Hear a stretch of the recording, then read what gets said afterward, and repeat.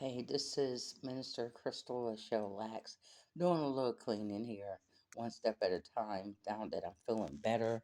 Found out that I have ulcer and gallstones, so got to take it easy. Definitely cannot be eating no more greasy food, fried food. So, hey, and I love my chicken, but anyway, taking a break from cleaning because I'm doing the deep cleaning. That means everything get moved. So I'm doing one of those kind of cleaning today. But in the meantime, what I like to tell some of the people, I know that everyone is on this trend, the chosen one and collective. I don't even know where collective came from because it's not in the Bible. And I think that we need to be sticking more towards what the Bible says, chosen one, God's children. Okay. That's what we need to be saying. God's children, God's people. Okay.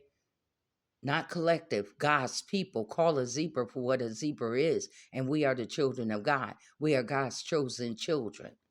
Now, by being God's chosen children, for those that is looking for a mate, you are a different type of energy.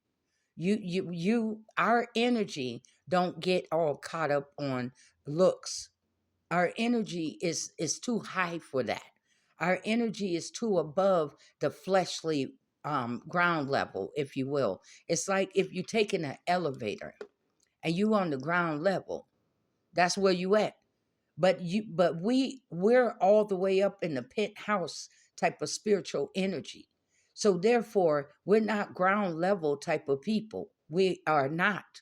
So therefore, you're not going to be attracted to people just based on what they look like because they energy and their spirit has to match up with yours.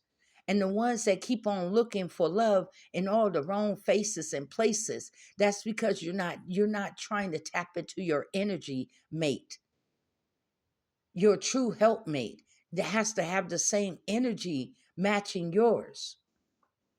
Your rib for your rib, your energy for your energy.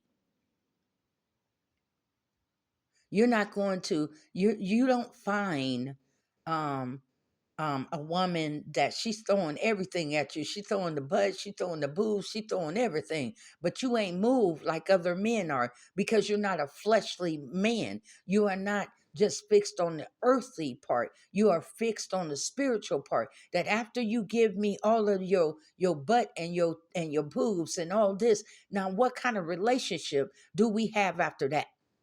I'm just curious. I'm just wondering. Now, after we don't did the do, and it's all good. Now, what do we have after that? Do we have conversation? What kind of home environment do we have with each other after the sex is done? What kind of relationship do we have? I mean, do we get along with each other in the house? Do we do teamwork? Do we work together and keeping the house clean? I mean, what kind of way do you see me as a man when I get up and go to work? I mean, do you kiss me after? I mean, before I go to work, do you prepare a meal before me before I go to work? I mean, what kind of woman are you going to be after we done with the sex part? What kind of man are you going to be after we're done with the sex part? Because if we're going towards long-term relationship, then we must see ourselves as what kind of couple are we going to be in a long-term relationship? Are we going to be arguing? That confrontation every damn day with each other? What a miserable way to live life. That we are grown as grown as adult, and we can work out our own damn discrepancy or our own damn disagreement. What are we going to see ourselves? Are we going to be on the spiritual energy where we just that stuff don't phase us? Like we may have disagreement, but it goes past us so quick that we don't even entertain it that long because the love is so strong between us in the spiritual realm that we don't let any little petty arguments get in between us. We don't let what some man or some woman trying to present to us in order to try to break us up. Like it doesn't happen because the energy, God got you on a high energy flow. That both of your energy is so high that nobody can come in between that energy. Let's just tell the truth. The world taught us to look at people based on what they look like. The world teach us to pick your mate based on what they look like. That's the main thing. Look, look, look. It doesn't tell you to go inside, go into your spiritual realm. That means you gotta go in, and everybody should know how to go into the spiritual realm. Maybe we don't do enough of it, so this is why we're getting too materialistic or caught up more in the flesh, because we're not meditating more in the spirit realm, and we're not aligning our spirit up with the universe. And this is why some people is acting discombobulated, because they're not in alignment with the spiritual realm, or they're way over the top. Maybe you need to go in. Maybe you so caught up. Sometimes I have to cut off my social media, or sometimes I have to deactivate my social media account, because sometimes you get too caught up on social media. Even if you're not caught up on the drama, you just, just scrolling and scrolling. And maybe I like the videos. Sometimes I like the comedy flicks. Sometimes I like to listen to people, every now and then, and see if it's hitting around the bush towards me. You understand? So I like that too. But sometimes, in order for our spirit to get in alignment, we have to take time out to get in alignment with the universe of God, and line our spirit up with his energy, with God's energy. Your mate must have the energy of God. You must have the energy of God to meet what they want to say soulmate, but I'll say helpmate. That God made a helpmate for you. And some of you trying to do it the way of the world, you're trying to get this person to be more of a slave to you than a helpmate. A helpmate has nothing to do with slavery. It doesn't. You making these demands that I want a woman to cook and clean and all of this and all of that. And what are you doing for her? It's like this is supposed to be a helpmate. That means both of you are team. You are team players. You're a team player.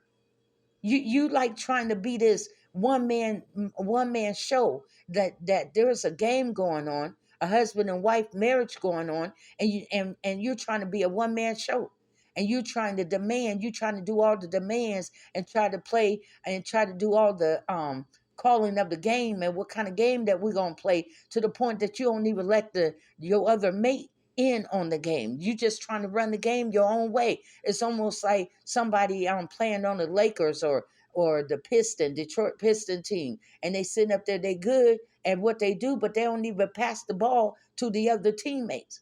What good is having a team? Just let you go out there and play your own ball.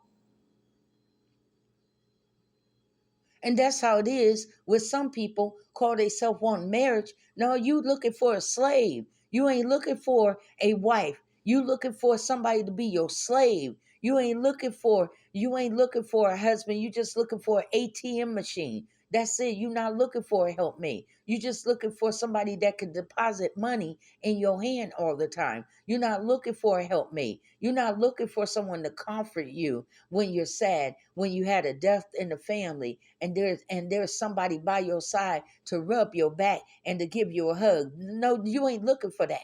You looking for someone to just sit up there and be convenience, just a convenience for you when you want it, when you want them, and then when you don't want to be bothered, you treat them like shit. And that's straight to the point, and that's not sugarcoating shit. You looking for someone that you could dog out when the world have dogged you out.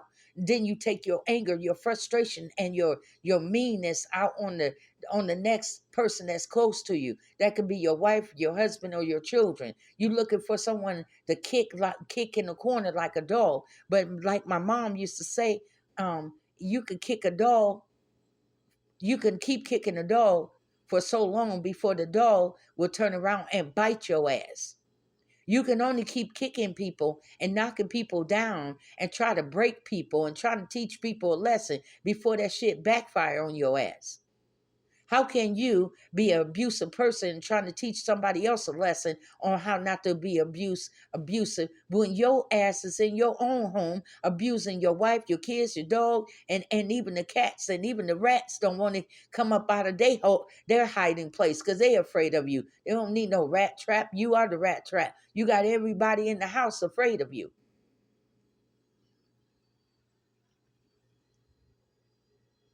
What are you looking for? You keep begging God for a mate, but you ain't acting right. You ain't trying to get yourself in alignment. You out here still trying to pimp hoes for the stroll. You still thinking that you a pimp daddy. How you gonna be a pimp daddy and married to a queen? How the fuck you think you gonna do that? How the fuck you think you gonna do that? You sitting up here trying to be a player, trying to take your penis and stick it in every vagina that you could get it in. How you think that you gonna just be a husband, a good husband to a woman? You still got your player instincts in you. You ain't trying to change the game. You still trying to do the old thing and then expecting new result. That's just insane, and it's insanity all by itself. You begging God for a wife. Why? So that you can beat on her? Why? So that you can sit up there, mistreat her, verbally call her all kind of fat ass names and stuff? Why should God give you a woman so that you could dog her out? You ask me that. You answer that question. Why should God? Let's look at it. God is a king, and his daughters are his princess. Now, why should God reach back and get one of his princesses draped in all royalty coming from God and hand her over to a man that's going to make her look in rags, not make her look royal, but going to bring her all the way down, break her all the way down till she's down in rags and don't look like herself no more, don't have her hair fixed up. See, when she was when she was around Daddy God, he kept her draped with royalty, with clothing that he could afford for his daughter. He kept her looking polished like a princess.